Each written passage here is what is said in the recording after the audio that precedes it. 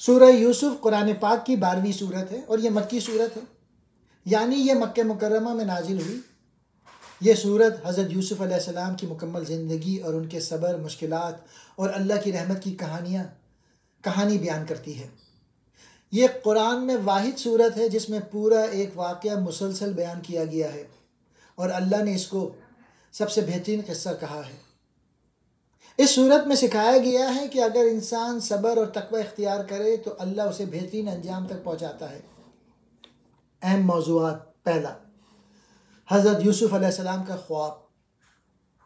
حضرت یوسف علیہ السلام نے بچپن میں خواب دیکھا کہ 11 ستارے، سورج اور چاند ان کو سجدہ کر رہے ہیں۔ انہوں نے یہ خواب اپنے والد حضرت یعقوب علیہ السلام کو بتایا، جنہوں نے انہیں نصیحت کی کہ وہ یہ خواب اپنے بھائیوں کو نہ بتائیں کیونکہ وہ حسد کریں گے۔ دوسرا موضوع، بھائیوں کی سازش اور کنویں میں ڈالنا۔ حضرت یوسف علیہ السلام کے بھائی ان سے حسد کرتے تھے کیونکہ ان کے والد حضرت یعقوب علیہ السلام ان سے بہت محبت کرتے تھے۔ انہوں نے ایک سازش کے تحت یوسف علیہ السلام کو جنگل میں لے جا کر ایک کنویں میں پھینک دیا اور اپنے والد سے جھوٹ بولا کہ انہیں بھیڑیا کھا گیا ہے۔ کچھ مسافر وہاں سے گزرے، انہوں نے یوسف علیہ السلام کو کنویں سے نکالا اور انہیں مصر لے جا کر بیچ دیا۔ تیسرا موضوع، حضرت یوسف علیہ السلام مصر کے عزیز کے گھر۔ حضرت یوسف علیہ السلام کو مصر کے وزیر یعنی عزیز مصر نے خرید لیا اور ان کو اپنے گھر میں بہترین مقام دیا۔ وزیر کی بیوی زلیخا حضرت یوسف علیہ السلام پر فریختہ ہو گئی اور انہیں گناہ کی دعوت دی، لیکن یوسف علیہ السلام نے انکار کر دیا۔ جب لوگوں کو حقیقت معلوم ہوئی تو یوسف علیہ السلام کو بے گناہ ثابت ہونے کے باوجود جیل میں ڈال دیا گیا۔ چوتھا موضوع، جیل میں خوابوں کی تعبیر دینا۔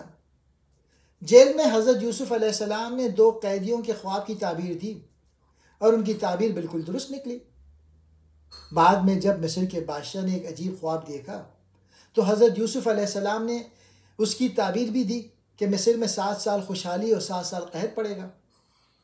بادشاہ نے ان کی حکمت اور سچائی کو دیکھ کر انہیں مصر کے خزانے کا نگراں یعنی وزیر خزانہ بنا دیا۔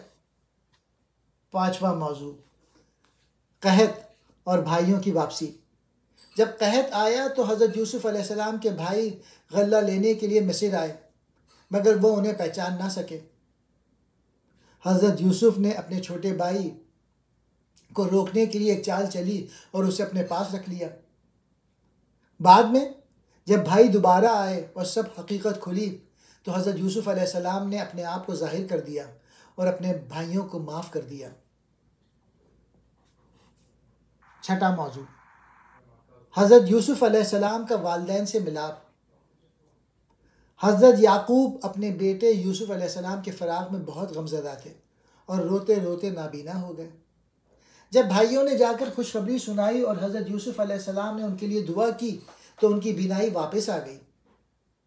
حضرت یعقوب علیہ السلام اور حضرت یوسف علیہ السلام کے اہل خانہ مصر آ گئے اور وہ خواب جو بچپن میں حضرت یوسف علیہ السلام نے دیکھا تھا، سورج، چاند اور 11 ستارے سجدے کر رہے ہیں، وہ پورا ہو گیا کیونکہ ان کے والدین اور بھائی ان کے سامنے جھک کر عزت کا اظہار کر رہے تھے۔ خلاصہ، اللہ جسے چاہے عزت دے اور جسے چاہے آزمائے۔ اگر صبر و تقوی ہو تو اللہ ہر مشکل کے بعد آسانی دیتا ہے۔ کبھی بھی حسد اور جھوٹے الزامات نہ لگائیں کیونکہ انجام ہمیشہ حق اور سچ کا ہی اچھا ہوتا ہے۔ معافی دینا سب سے بڑی نیکی ہے، جیسا کہ حضرت یوسف علیہ السلام نے اپنے بھائیوں کو معاف کر دیا۔ یہ سورت ہمیں صبر، سچائی، اللہ پر بھروسہ اور معافی دینے کا درس دیتی ہے۔